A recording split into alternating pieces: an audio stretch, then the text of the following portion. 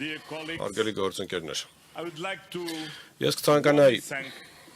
ջերմորեն ողջունել վարչապետ Փաշինյանին առաջին հերթին մեզ այստեղ Երևանում հյուրընկալելու համար Եվրոպական քաղաքական համայնքի գագաթնաժողովին։ Ես կցանկանայի իհարկե շնորհակալություն հայտնել բոլորին այստեղ լինելու համար, շնորհակալ ենք ներկա լինելու համար եւ նախագահ Ալիևին առցանց մեզ միանալու համար։ Այսօր Եվրոպական քաղաքական համայնքի գագաթնաժողովն իսկապես պատմական է։ Պատմական է, որովհետև առաջին անգամ է, որ ԵՔՀ-ն հանդիպում է այստեղ, Հարավային Կովկասում, Հայաստանին դնելով Եվրոպայի սրտում,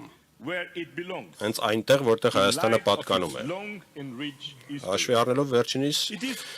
հինավուրց պատմությունը։ Սա պատմական է, քանզի այսօրվա գագաթնաժողովը հնարավոր է դարձել Հայաստանի եւ Ադրբեջանի միջև կնքված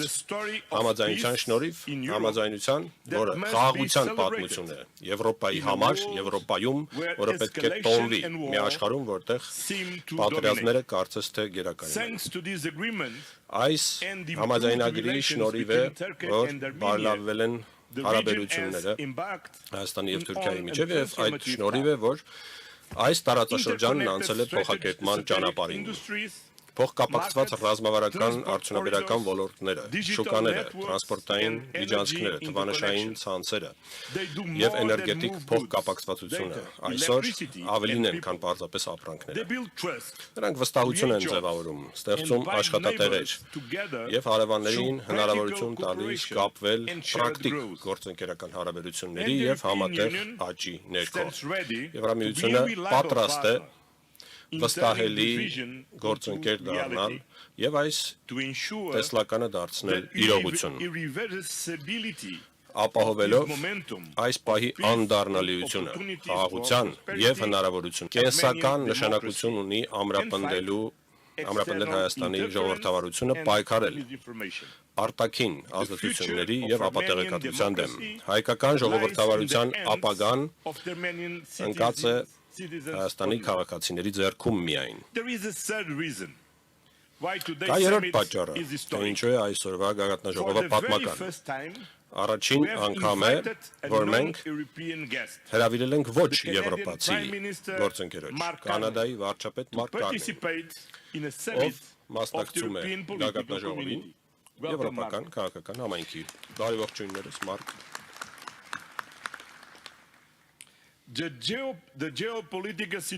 Աշխարհագրական քաղաքական իրավիճակը Եվրոպայում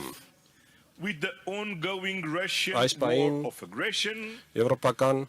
տարածաշրջանում տեսնում է ռուսական ագրեսիա Ուկրաինայի դեմ եւ հակամարտություն միջին արևելքում, սա եւս մեկ անգամ փաստում է, որ մեր աշխարհամասերը այս պահին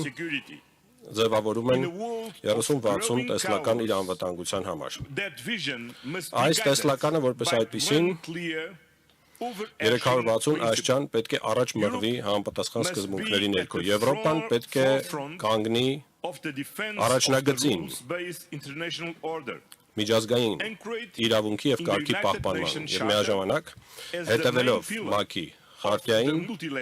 կամ կանոնագրքին ստեղծի բազմակողմանիության եւ համագործակցության հարթակ։ Սակայն աշխարհն այսօր միայն աճող անկայունության հանգույց չէ, կա երկրորդ կարևոր միտումը։ Աշխարհում բազմաբևեռականությունն է զարգանում։ Սա մի միտում է, որը պահանջում է բազմաբևեռ փոխգործակցություն, միտված խաղաղության եւ ընդհանուր բարգավաճման կարողությունների ձևավորման։ Բոլոր այս մակարդակներում Կանադան համախոհ կողմ չէ միայն, այլ գործընկեր։ Կանադան կիսում է Եվրոպայի գլոբալ 360 աստիճան տեսլականը անվտանգության։ Կանադան մեզ հետ միասին ցանկանում է ստեղծել միջազգային կարգ, որը հենված է միջազգային իրավունքի եւ միջազգային մարդասիրական իրավունքի վրա։ Կանադան առաջատարն է բազմակողմանիության, ՄԱԿ-ի համակարգի հետ միասին, որն իր սրտում է։ Եվ վարչապետ Կարնեն այս պահին այն ջատագովն է, որը պետք է այս փոխգործակցությունը առաջ մղի։ Հենց այդ պատճառով է, որ Կանադան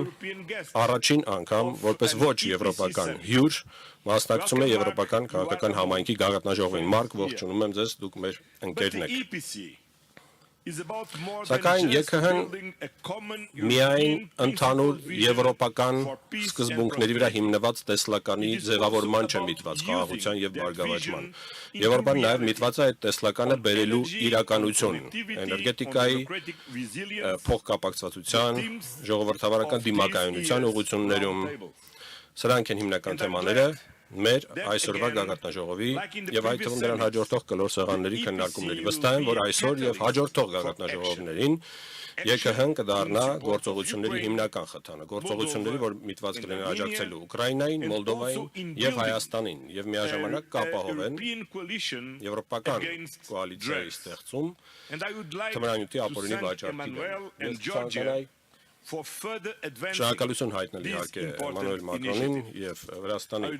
վարչապետին այս կարևոր նախաձեռնությունն առաջ մղելու համար։ Ես կցանկանայի շնորհակալությունս հայտնել վարչապետ Փաշինյանին մեզ այսօր այստեղ հյուրընկալելու համար, բայց միաժամանակ թույլ տվեք շնորհակալություն հայտնել խիզախ քաղաքական որոշումների համար, որ նա կայացրել է Հայաստանին բերելով ավելի մոտ Եվրամիությանը։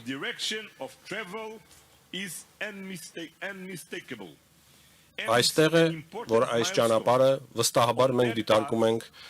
ոչ սխալական։ Այդ ճանապարհը դեպի Եվրամիություն է։ Եվ Հայաստան Եվրամիություն գագաթնաժողովն այստեղ եւս մեկ անգամ փաստում է այդ ուղղության ճիշտ լինելը եւ դա արժե տոնել։ Սակայն այսօր խոսքը եվրոպական քաղաքական համայնքի մասին է եւ ես բոլորին մաղթում եմ հաջող քննարկում։ Շնորհակալություն։